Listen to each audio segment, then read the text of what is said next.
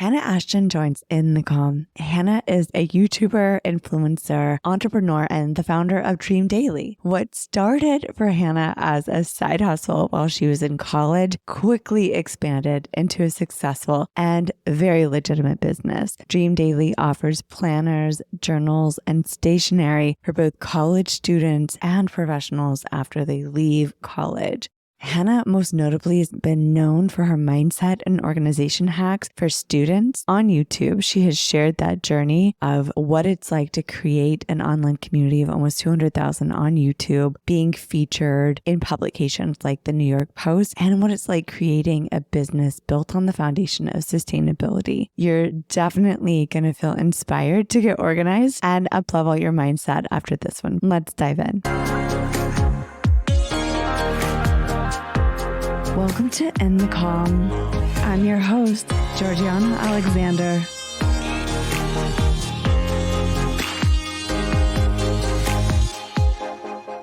Hanna, it is so good to see you. I am so excited that you're here. Oh my goodness. Thank you for having me. I love that we've connected in person and now we get to do a conversation digitally for your show. I'm so thrilled. Yeah, it was such a fun connect. You know, you guys listening, we actually connected at an influencer event here in Nashville when Julie Solomon launched her book. And it was so fun. And just the conversations that we dove into, you know, there really is something to female entrepreneurs, to driven women, to influencer groups. It's amazing to have this commonality, to get to share stories, bolster one another up.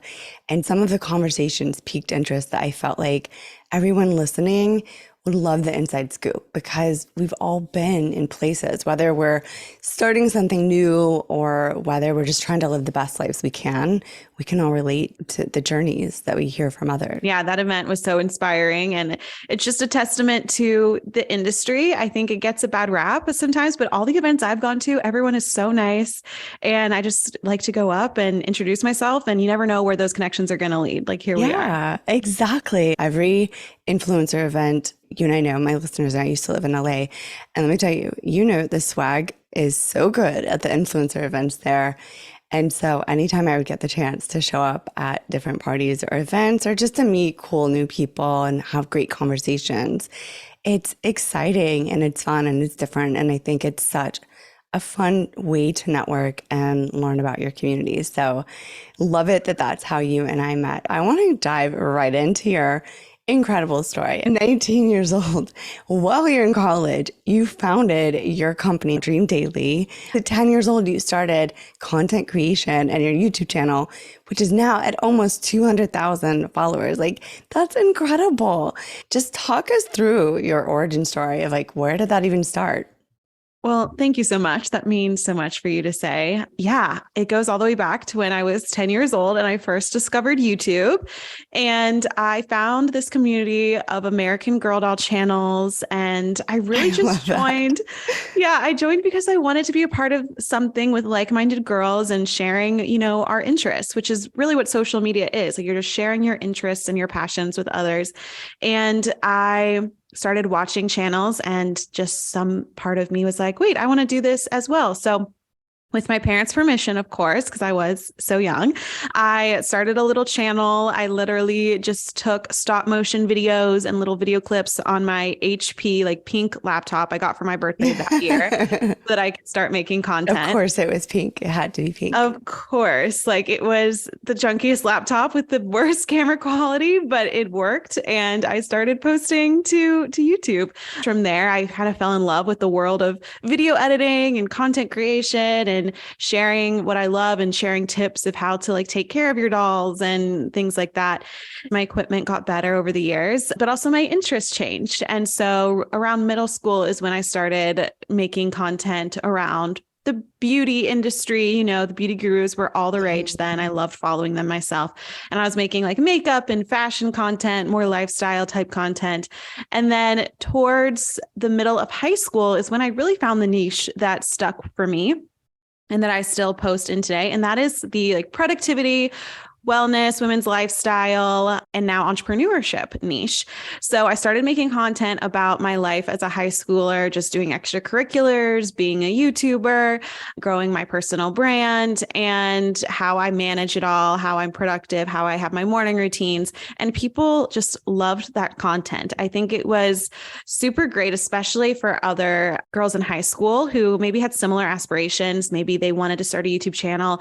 Influencing still really wasn't a term, or it was the very beginning of that term. This was like 2015, 2016. Yeah. And so I think it was still a little hush hush, it was kind of a weird thing to be posting online regularly in that way.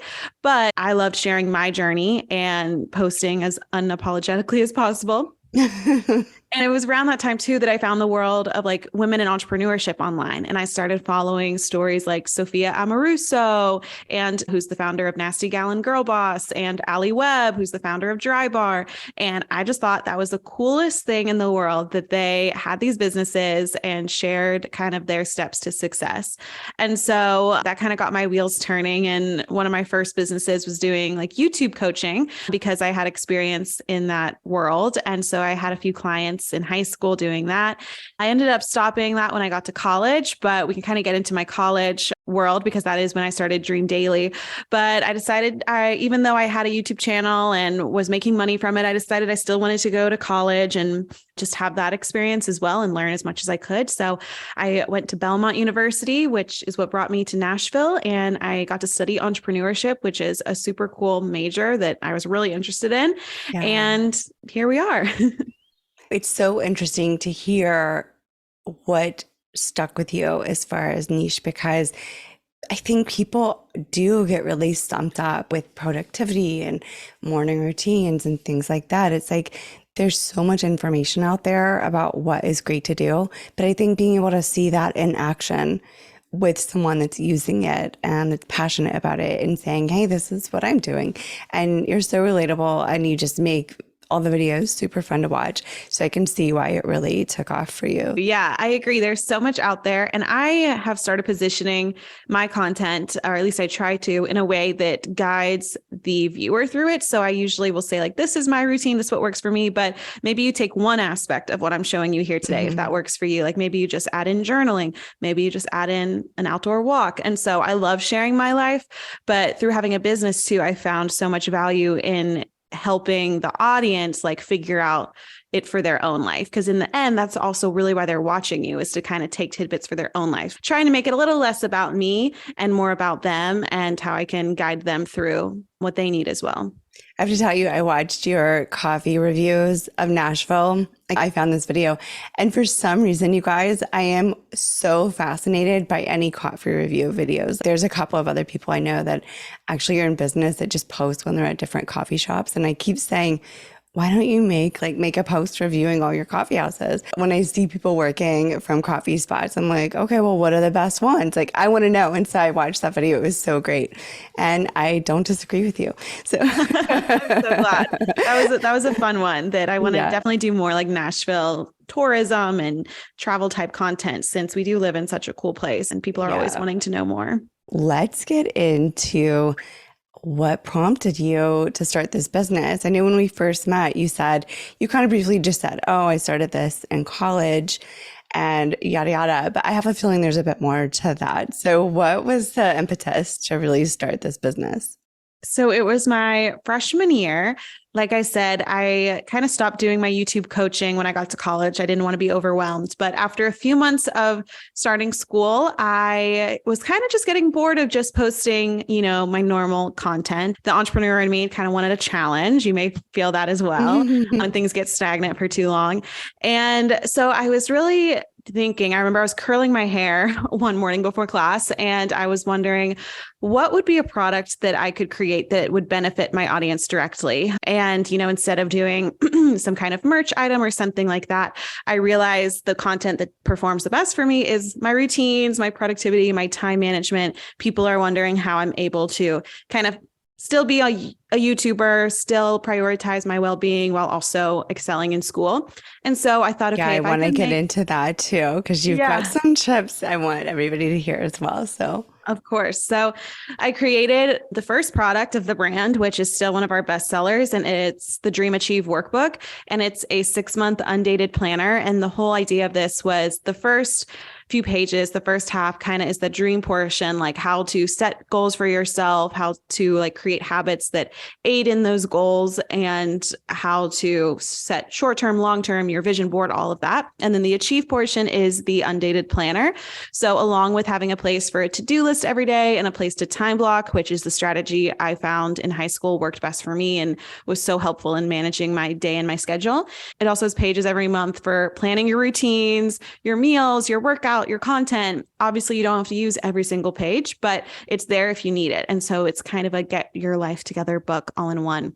So I had that idea in October and worked on it all throughout my freshman year, figuring out packaging and manufacturers, figuring out Shopify, having a photo shoot for it, lots of lessons learned in those months, and ended up launching the business in between my freshman and sophomore year. So June of 2019. And yeah, I ran it all throughout the rest of my college. And we've launched other products, a few here and there. We now have a post-grad version of the workbook along with the student version. We have daily journals and some accessories like sticker sets and tote bags and digital goods. And now I'm excited to have graduated. And for the past, 7-8 months now, I've been running this business along with content creation full time. And it's been a whole journey in itself, just the past 8 months of post-grad. But I'm excited to continue with it and continue to create more products that help driven young women like ourselves. I love this story because you really looked at an idea that would help your community and created based on that. And I think that's such a testament to who you are. You really are looking and seeking to elevate your community in the ways that you can and share ways for everyone to follow along the journey with you and using your skill set. I mean, obviously you're great at planning, you're great at being organized and creating content, going to school and balance, right? So I want to get into that because that's one of the things that I get asked a lot, actually, because I can manage large workloads, like time blocking. And for me, finding the flow of what days work best for what kind of mentality, I kind of have a rhythm in my week. I don't know if you're the same, but Mondays, I'm not really in the mood for a lot of socialization. Like I kind of want to get my to-dos done and organize things like that. So I plan and structure my week based on how I know I typically ebb through a week. And it works so well. And also in time blocking. So there's these little hacks of productivity that we learn over time in implementing that. And so for you to know that and then create an entire product set based around that, I think is just amazing. I can really hear your passion and your drive in your story and see it. When we met, you were telling me that instead of, graduating college and going out and getting jobs, you're like, I have a job. Like, I really want to do this full time and create this business. And I just found that so inspiring. And for everyone listening, I think whether you're starting a business or not, finding the things that you're passionate about, whether you put it into action as a side hustle or whether it's something that you're doing for yourself, as you can hear in Hanna's voice, I mean, it lights a fire in your soul and creates a whole new world of community and opportunities that you might not have thought of before. Was that what you've experienced as well? Absolutely. I mean, I can't imagine what my life would look like without having these passions to work on every day. I do feel very blessed in like finding this passion at a young age and being able to hone in on a skill and learn from it. But I tell people now, like, just because you don't start when you're 10 years old or when you're 19, like you can start anytime and you just have to start. I'm sure you've heard that too. It's like, that's one of the hardest things is deciding to start and be disciplined about starting and, getting over those first few hurdles, because once you do see a little bit of light at the end of the tunnel, it's going to push you and propel you forward. And then you're just going to keep going. And, I wouldn't say it gets easier, but it gets even more exciting because you know that you've overcome that first hurdle of starting. And so you're like, okay, I now have the confidence to move forward over these other obstacles too. And it's so rewarding in the end. I always tell people, like, having a business and being an entrepreneur, you have the highest highest highs and the lowest lows, but so true. but I definitely think in the end, like the highs outweigh the lows. And it's just such an exciting journey that, yeah, you feel so lit up and you want to tell anyone who will listen about it. And that's such a beautiful thing. Absolutely. Absolutely. You touched in on this, and this was one of the questions I had. I want to touch in on overcoming challenges and imposter syndrome, because I know, as you said, there's a lot of highs, a lot of lows. I know I can throw down and have on the floor tantrums here and there, on a daily basis. Some days, other days, then you're like, oh, I figured out that tech piece and now all is good in the world again. But it really is like that. And there's a practice to learning how to overcome challenges. What did that look like for you, even early on in your content creation? Like, what were some challenges that you've overcome through this process? I feel like for me, content creation has a lot of mental obstacles more than like physical problems and challenges. And having the product business has had a lot more of the physical challenges. Like, for example, in content creation, mentally, creating content, even when you don't feel like it, because, consistency is important. And especially when it's you and your personality, you have to kind of go over those roadblocks in your head of like, oh, I'm not cut out for this. I'm not the right personality, or no one likes me. Like, no one's liking my content. That means they don't like me. It's a huge mental game. And I know a lot of influencers and creators have talked about the mental health aspect of influencing, because I don't think we're meant to have so many eyes on us either. Like, when you do start growing, it doesn't really change. Like, you have so many eyes on you, giving you different opinions, and it can be hard to kind of filter through those and not let it affect, yourself. And for me, I think something I obviously still struggle with, but that I've been working on for years and years, is realizing that the followers, the likes, even the content isn't a reflection of like my inner being and like my values. And so even if it all went away tomorrow, I have to remember that like I find my worth and value in myself, in my faith, in my family, my values. And it's not in the external, income, in the likes, in the success of my business. And the failure of a business too doesn't mean like you're a failure of a person. And so that's something I constantly am trying to remember and tell myself. And like I said, it's really hard, especially when the business and your content constantly revolves around yourself. So I think that push and pull of those thoughts has been the biggest obstacle in content creation. Of course, there's the consistency aspect. There's the actual like creation of content. But if you love that, that comes kind of easy as you go, you just figure it out and you're like, okay, I'm so excited. I think it's the mental aspects for that are even harder to overcome. These are such wisdom nuggets. I love this because it's so true that with each part of your business, it does take a toll in different areas. You kind of have to wear different hats, put on a different mindset, and it does challenge and push you in different ways depending on what area or category you're working in. That's such a great sort of visualization of what that looks like, a day in the life. And when you're an entrepreneur, you really do have to wear all the hats, And so with that, I also so value that you talk about finding your worth from within. I know imposter syndrome, no matter how incredible you are at any of the things that you're doing, when people outside of you, you get their feedback, you hear what they're saying. And I even know from experience, like a number of successful people in more traditional businesses, they don't mean to, but they just genuinely don't understand the structure of what online businesses look like. They don't understand, how could you actually be successful? How could you actually work that much? How could you work that little? So it's like there's never a win, right? And so you're getting this feedback. When you're young, you're too young. When you're older, you're too old. And so I think that it's interesting because when you really step back from that and go within, as you've said, and really lean in on what your personal values are, or where you're finding your connection to self and being in purpose, those pieces are what guide us forward. And the other can get really loud, but at the end of the day, I know I've kind of dealt with this, is I kind of keep having to go back and sit, like sometimes those pieces will get really loud. Even recently, I had some conversations with people that, they asked about, how do you structure these online businesses? And then we talk about it, they're like, how does that even work? How does this make money? And I'm like, well, the models are quite successful, that kind of thing. But it's just so new and different. And I think anytime you're pushing boundaries or kind of on the fringe of what's coming ahead, like with you, you really started in the influencer space right as it was out the door.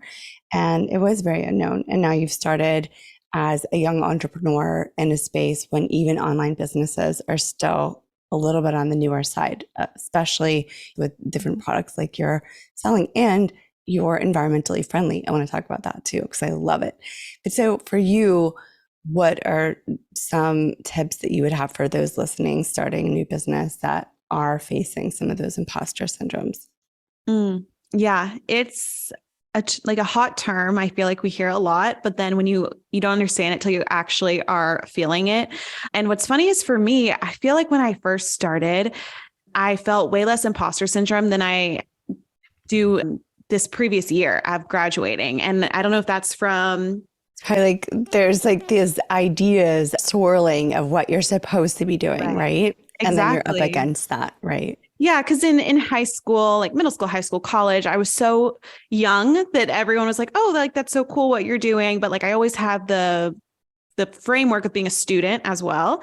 And so it's like it wasn't my full-time thing. But then, and I was surrounding myself with fellow students who didn't do this stuff on the side, but we all had that in common.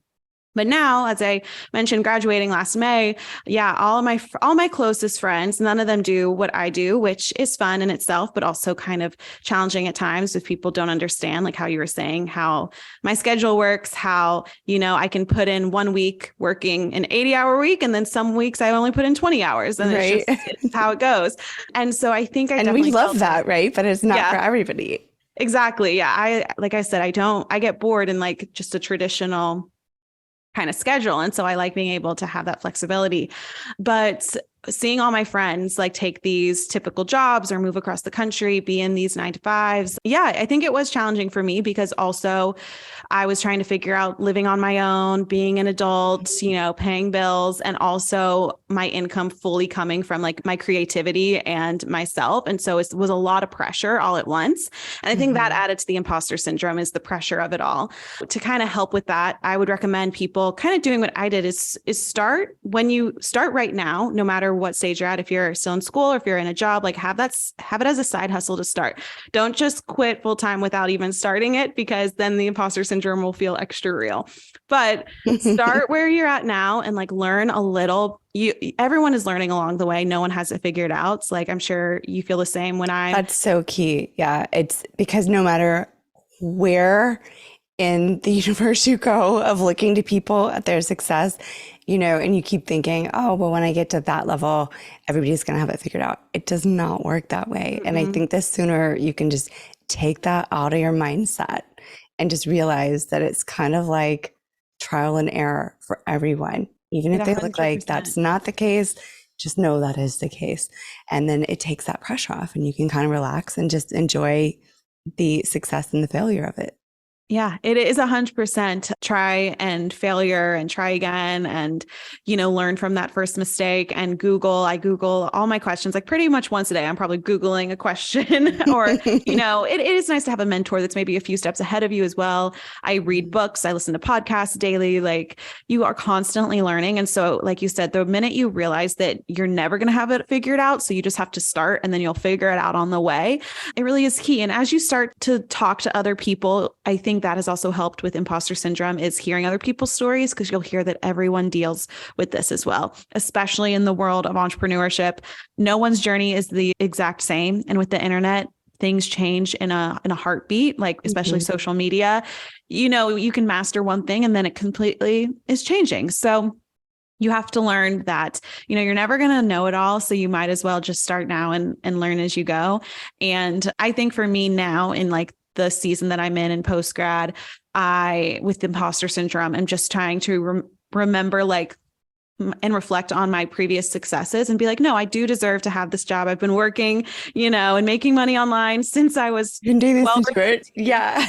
Yeah. Cause, sometimes I'm like, it's easy to compare yourself and be like, oh, my business, has been around for this long, but it's not that successful yet as the girl I see there, or I don't have as many views as her. But you just have to remember that everyone's on their own path. And what's beautiful about online digital businesses is there's enough for everyone, and you can have such a huge reach. I'm really trying to have that abundance mindset and know that there's enough money out there, there's enough opportunity, there's enough followers for everyone if this is the path that you want to take, and not restrict yourself just because of those limiting beliefs. And I think that that is valuable for anybody, because I know now social media has become such a tool. Whether you even have an online business, it's a tool for building your personal brand. It's a tool for everything that you want to do. I mean, so many coaches and yoga teachers and, any industry, any business you can think of now understands the value of social media. When it first came out, people really didn't have that understanding. And it really was limited to just people wanting to create content, share photos, and that became our influencer community. It's expanded so much, but I think with that also, it can feel overwhelming. That's a lot of what I hear as well, is like, where do I start? And I know even like I come from a marketing and branding background and building companies, right? And so with that, the industry of social media and of marketing changes so quickly. And you really do feel like, oh my gosh, there's so much I don't know, or I feel like, oh, the gap is too big. I mean, even I've had moments like that. And I'm like, I'm just going to sit down and relearn social media from a totally fresh perspective and marketing. And what you realize in that is that nobody has the answers and everyone is just trial and error, like we talked about. So I think that the more in every avenue that you go down of what it is that you want to do, even in posting content, you can learn and understand for yourself, really ingrain that you're going to have to figure out what works for you because you're different than the person next to you. I love that you brought that in. So many people feel reservation of even starting in marketing or content creation because they just don't know where to start. For you, what have you found that's really working as far as balance with your business, with your life, and content creation? So I have pretty strict boundaries that I have built up over the years with when I'm working and when I'm not working, for the most part. Like I said, there's the occasional weeks you have to push and push. You have deadlines like any job. But for the most part, I have set these boundaries in place where when it comes to like creating content and just working in general, I don't start usually before 8 or 9 a.m. And then I really try to end my days at around 5 or 6 p.m. So like a normal work day. And since graduating college as well, it has allowed me, since I am no longer a student and adding that to my plate, I also take the weekends off. So I end Fridays at like 2 p.m., sometimes earlier if I'm feeling like it, if I'm just, done with the week. Ready for the weekend. And I take Saturday and Sunday off. Like I said, there's the occasional time it doesn't work that way, but for the most part, those are my boundaries. And I question it sometimes because I do see influencers who are maybe creating content every Sunday, like their Sunday resets on TikTok. But to me, like the thought of working even more on the weekends, it like drains me mentally. And when I think about that, and I'm like, no, I need my time to reset. I work really hard during the week and I need my time socially, like with my boyfriend, with my family, with my friends, to, again, that going back to the previous conversation of like my life outside of my work, that helps me feel connected with that and helps me feel centered and like, okay, my friendships mean so much to me and they have nothing to do with my work. And so I feel like I need time to get plugged into that as well.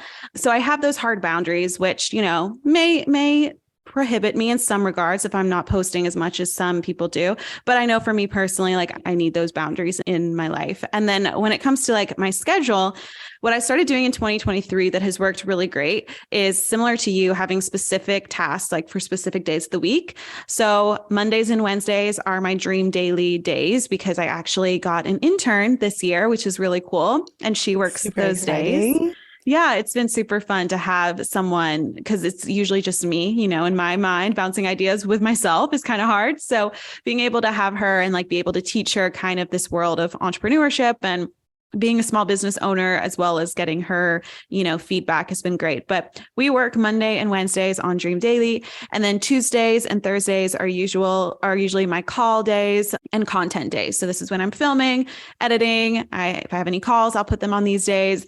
And then Fridays are kind of a catch-all, whatever needs to be finished up at the end of the week, whatever needs to get done.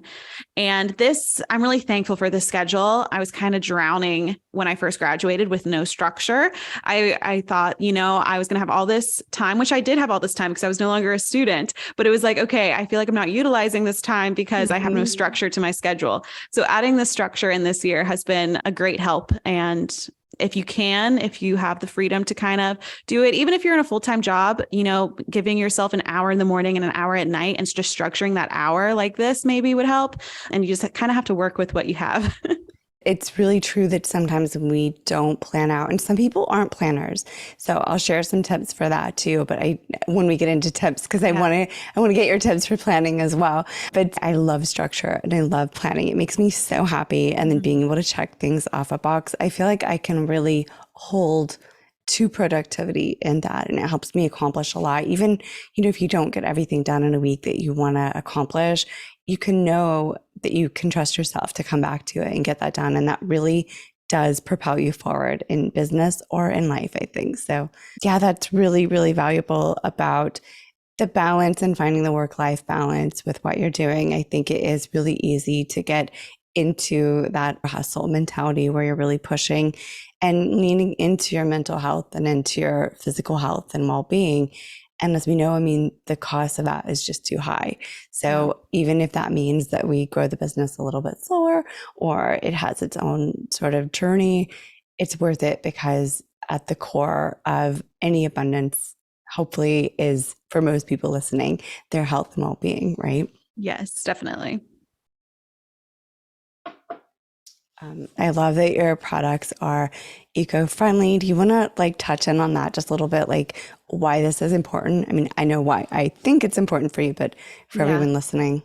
Yeah, definitely. I am a part of Gen Z, and I feel like Gen Z as a whole, we've grown up with these bigger missions ahead of us. And we see the benefits of being a part of a bigger mission, working towards a bigger mission, whether that's, for me, it's also equality as well and women's rights. And also if I am going to contribute into the world of product, I do want to do it in a responsible way as much as possible, as much as I can at this stage in my business, and have that eco-friendly aspect where I can. So for example, they are paper products, but part of the paper is recycled paper. And so having that be a part of it, and then also being responsible with my packaging. As an influencer, I've received a lot of PR in my days and a lot of packaging. And as much as it's so fun to open up these beautiful packages, it is a lot of waste oftentimes and a lot to deal with, that then the consumer is responsible for figuring out okay, how do I recycle this? Am I just throwing all this away?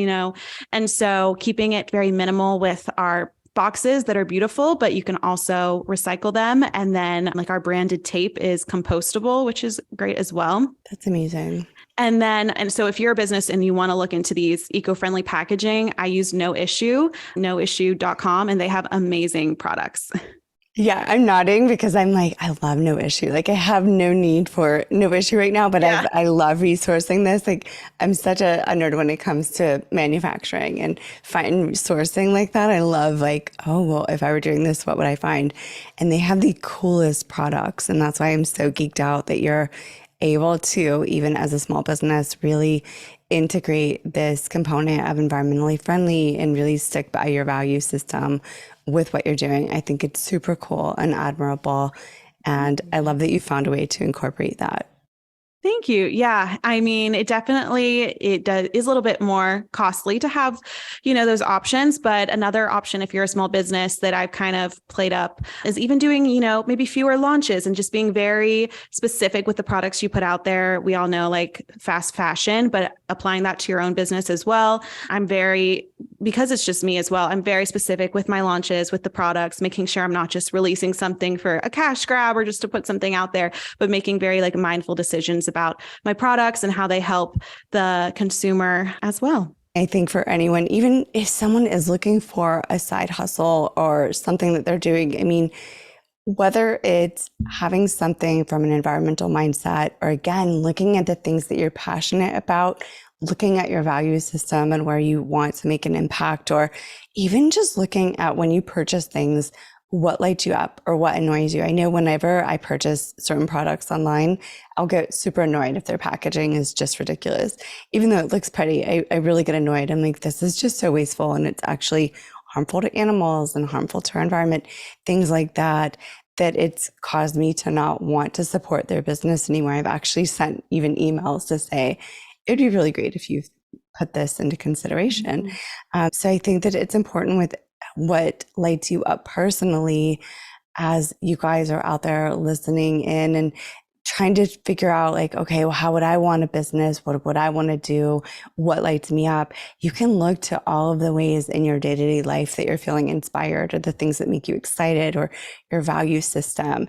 And Hanna's been really a great model for sourcing the things that she's aligned to and finding great resources for. And I think that she has actually great content on this of working with Alibaba. And as she mentioned, No Issue is a great company as well.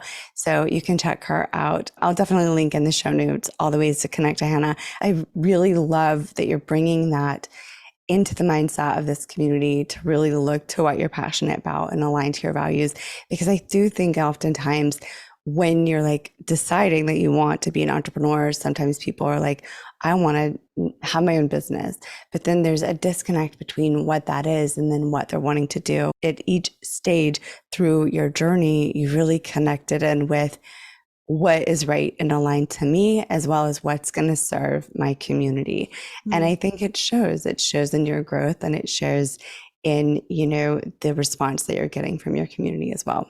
Thank you. Again, that means so much to hear that someone else, acknowledges the work that you're doing and sees it. And I see you. Thank you. Because like I said, it can be hard when it's just me in this business, and you'll find this, like, listeners, if you start it, you are so nitty gritty in it every day that you have to love it and you have to be passionate about it. But then at the same time, you need that outside opinion. You need to survey your customers. You need to ask for their feedback, because it is definitely like a two-way thing. You're not just creating a product for yourself, but also you want to be passionate about it, because otherwise you're gonna burn out quickly. Yeah. Otherwise, those highs and lows are not gonna drive you forward if you're not deeply passionate for at least a couple of whys for why you're doing it. You're gonna just get really burnt out and frustrated, right? Yes. That actually leads us into, I really want you to share your favorite tips and tools for planning. Obviously, you have these amazing planners, so I know that's on the list. But just for me, I completely geek out on planning as well. Like, I love to do CEO vision days. I do quarterly planning, monthly, weekly. Like, I just love planning. I really, really enjoy it, and it serves me well. What are your favorite tools, and how do you set that up in your life and business? Yeah, it sounds like we maybe have a similar system, because kind of what I've put into the Dream Achieve workbooks is, at the beginning, like I said, you cast that big vision, you can make a vision board. I also like having those CEO days. I just started doing those, where you do have to think big picture as well as day to day when you're a business owner and you wear all the hats. And it can be hard to kind of zoom out and be like, okay, actually in 6 months, what do I want to be launching, or what do I want to be focusing on in a year, in 2 years? So having that big picture is great. But then, breaking down that big picture into quarters. I've been doing quarterly goal setting for about 3 years now, and I find that it is the best way, because it's short enough. You're not looking at a whole year of resolutions. It's 3 months. It's like lights a fire under you. But as we all know, months go by so quickly, and it can be easy to like get sidetracked. Life pops up. And so having those 3-month marks, I find that it's super helpful to take these big ideas we have for our year and break it down into like, okay, but in the first quarter or in the second quarter now that we're in, like, what am I focusing on? And so, for example, like, I know in this second quarter, I do have a product launch coming up, like a new collection of journals. And so that's going to be happening either end of May, early June. And so I know that's in this second quarter. So I'm like, okay, that's one big goal for the quarter. And then every month in this quarter, so for April, I break down into kind of a smaller goal of like, but what needs to happen this month? And for this month, it's planning the launch. So that's the monthly goal. And then I get down into my weekly goals, which I then look at the month goal. Okay, planning this launch. What can I do this week or even this day to reach that goal? And so it's just like going from big picture to small action steps that you can actually put on your to-do list. I also talk about, achieving projects versus habits, and kind of my system for that. If you're listening and you haven't heard of the habit circle, the habit loop, it's an amazing, I think there's a whole book about it as well, who the man who created it. And also there's so many resources online, but it's basically talking about how your brain works and how to actually achieve habits by working with the cues and the rewards that your brain is looking for when we build bad and good habits. Our brain does the same for both. So kind of how to switch those bad habits into good habits. And then when it comes to my day to day, like I said, I have kind of my week set up like, okay, is this a business dream daily day? Is this a content day? And then I write out a to-do list and time block. So you've all probably heard of time blocking, but it's where you write down the time of day. And I do mine in separate chunks. I don't do mine necessarily by the hour. I find it's easier for me to work on something for like 1 to 2, sometimes 3 hours, and then take a break and then switch into a different task. So for example, if I'm editing a YouTube video in the morning, I'll work on that for probably 2 hours and then put in a 5-10 minute break. And then, okay, I need to edit Instagram content. I'm going to do that for the next 2 hours and then go on from there. I hadn't really heard of the habit looping. So that's super cool. Okay, no, yeah. But actually I just realized I work better in projects, like starting and stopping. So even when I structure things, I try to frame them in ways that I know my system is going to enjoy and feel motivated by versus burnt out by. Yes. And so it's really important, even if for everyone listening that's not a planner, you can still utilize these systems even as a non-planner, but maybe you do it in a way that gives you some more flexibility and fluidity in your day. Or even for me, I'm actually a consistent planner, but an inconsistent time frame schedule. So it's like in my days, I'm still doing the same routines, but certain times of the day, one morning, my morning routine might be at 8 a.m. The next day, it might be at 11 a.m. I'm still going to do it, but it's going to be shifted around in the days. So for you, I'm really curious how you deal with like when things need to get pushed over to another day, or you feel like, oh, in this quarter, I'm almost close to reaching this goal, but actually it's going to be next quarter. Like, how do you face that? Because I think a lot of people think if it's not done, it's not done. Like we beat ourselves up over it, right? Right. And something I've learned is that you just have to give yourself grace, because life is too short to be mad at yourself for that long. Okay. Like I know it also depends on your personality type. Sometimes we can be really hard on ourselves.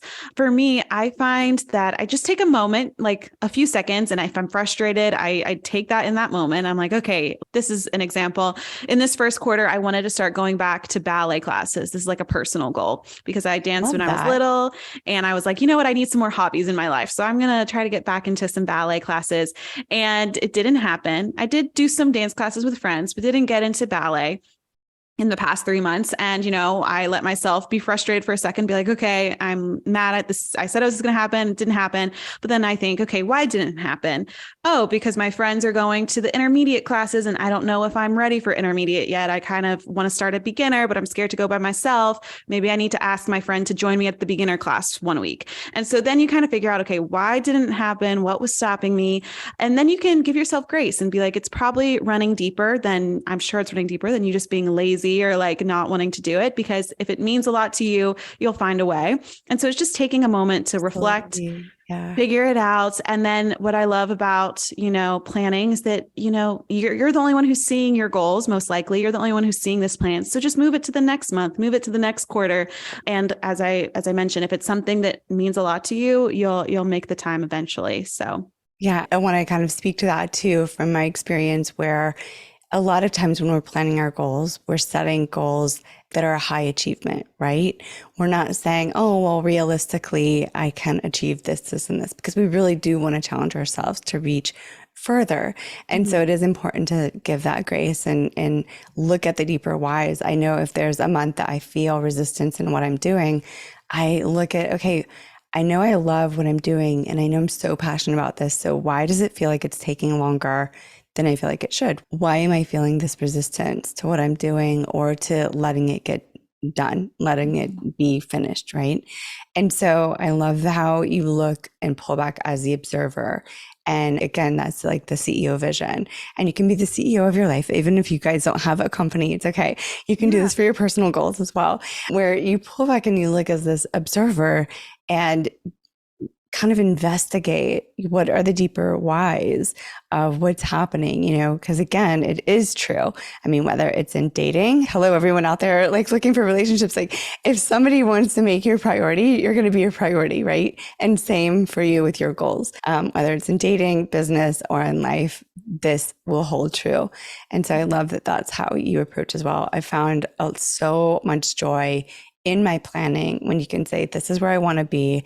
But sometimes things just get in the way, and that's okay. Then writing those goals down and setting that framework for yourself that eventually, for me personally, I've never not reached a goal that I've set for myself. Maybe it took a different path. Maybe I had to reframe the way I was looking at it a little bit, but in giving myself that structure to say, okay, well, this is the game plan. Here's how I'd like to get there. And then kind of having a little bit of surrender as well of how all the pieces come together. It's amazing how fast things happen. Like really, when you look back in the middle, sometimes you're like, why isn't it happening faster? When you really look back, it's kind of incredible.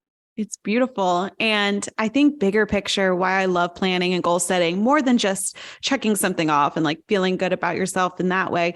It builds confidence. And that's what I try. I want to do better at this, is explaining, especially to younger women, like in high school, college, showing up for yourself and like telling yourself, I'm going to do this, no matter how big, no matter how small, and then following through with it. You're building that trust with yourself. And that really is what confidence is.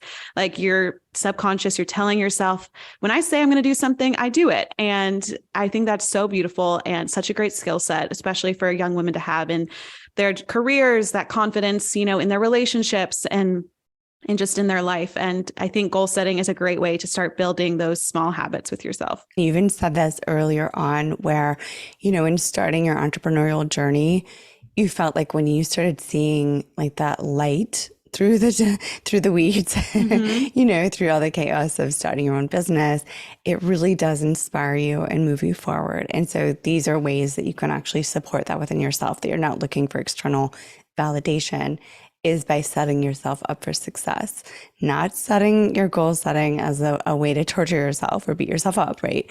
But as a way to really set yourself up for success and figure out how you work best. Absolutely. Yes. I love that your whole business is built around this. Okay, so before we wrap up, one more question. What is your favorite wellness tips right now? What are you loving for your self-care or wellness? I have so many that I love, but I think one that I consistently go back to is reading, especially for someone who is chronically online. I'm always, on my laptop, on social media, whether I'm posting or consuming content. Reading is, I feel like, one of the main times where I can disconnect. And I just have, if I have just a book in front of me or my Kindle, like you can't multitask while you're reading. And so whether it's a fiction book before bed or a nonfiction book in the morning, I love to kind of have that disconnect time and just feel really centered and present. That is such a good one. That is really a good one. It's so funny because I think of that as like a little reward. I love reading as well. And it is such an escape. It's such a place that you get to tune into the things that you're passionate about.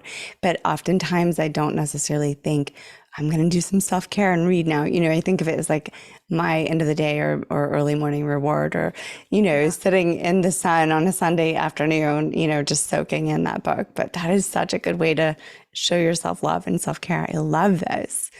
For everyone listening that's maybe struggling, like they're starting this business or anything about mindset, like they're just struggling to kind of get the ball rolling, what advice would you share with them from your journey that you've learned so far?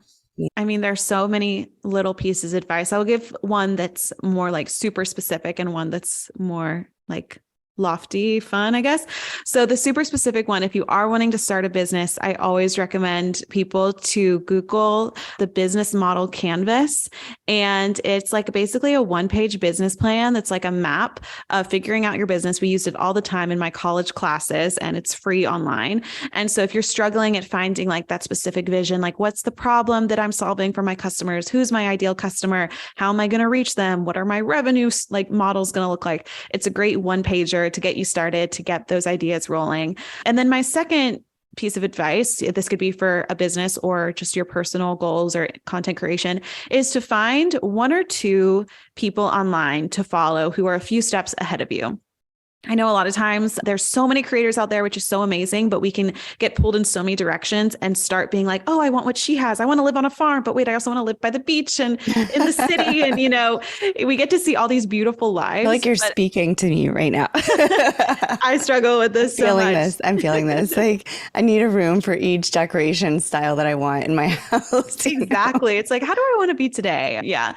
So we see all these beautiful lives, which is so great and so amazing about social media. But I think sometimes that can get us sidetracked on what we think we want versus what we actually want. And so get clear on what you're wanting, what your goals are, and then follow a few people who are aligned with those. And that's what I love doing. I have maybe 3 women in business that I follow. They have their own brands and I'm watching their stories daily. If they're on a podcast, I'm listening to it. I'm trying to glean as much as I can from them because I know that that's kind of the path, at least at this point in my life, that I'm wanting. And they're examples of how to get there. And so you don't want to overwhelm yourself with everyone's content, but finding a few people to kind of follow regularly, I think is super helpful and inspiring.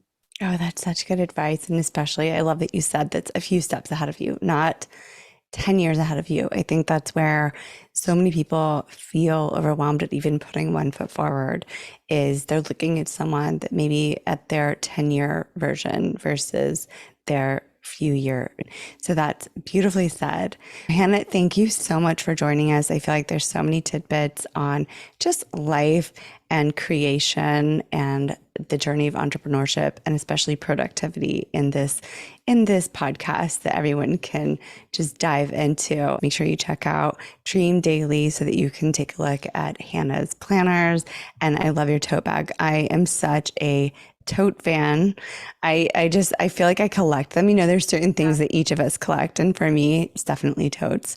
Love them. We'll have in the show notes all the great ways that you can connect with Hanna on Instagram, YouTube, and at dreamdaily.com, right? Yes. Shopdreamdaily.com technically, but shopdreamdaily.com. Amazing. Yes, please reach out if you have any questions. My DMs are always open, or if you have requests for content, I love to hear them. And thank you, Georgie, for having me. And congrats on your rebrand, the new season. I know it's going to be so amazing. So excited. Yeah, so many things. We have to catch up in real life too. We are in the same town, but we need to catch up soon. Yes. So good to see you though. Thank you.